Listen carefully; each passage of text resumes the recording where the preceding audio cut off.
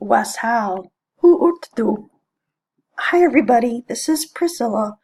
I'm doing option 3, looking at alliteration in Beowulf and examining whether there is anything lost in translation.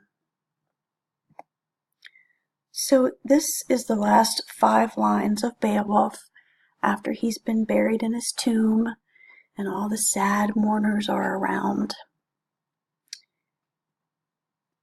My process in learning how to pronounce these words involved listening to a YouTube video over and over and over again, and then I wrote down the words the way they sounded phonetically and practiced. Although I don't have the accent right and it's really hard for me to roll my R's.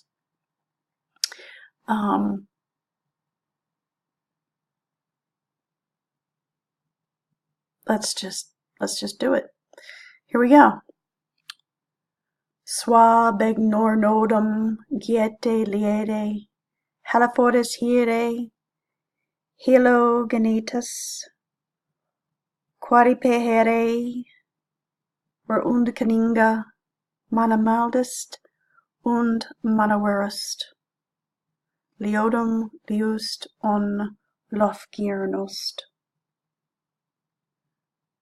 When we look at these 5 lines of the Old English version, we see that the last 2 have a balance in syllables, and also there's rhyming at the end as well. So not only do we have alliteration, but we've got some rhyme, we've got some assonance, and those things make the delivery more concise, and it almost seems prayerful to me. Now let's look at the English version. Let's see if I can do this one.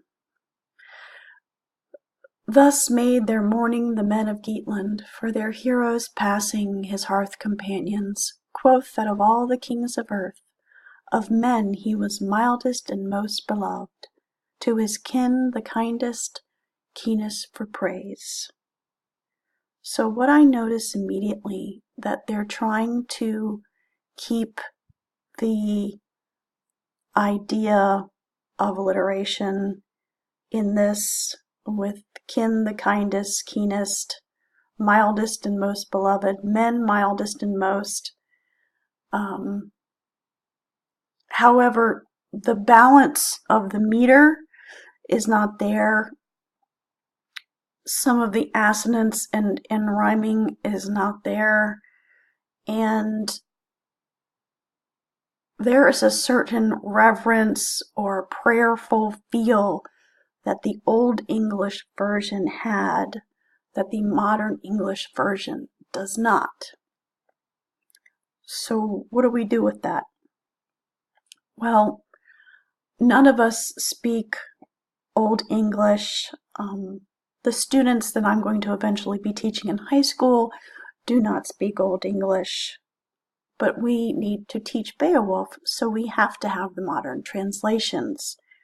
However, looking back to the original text gives you a connection to the work that is more authentic and provides you with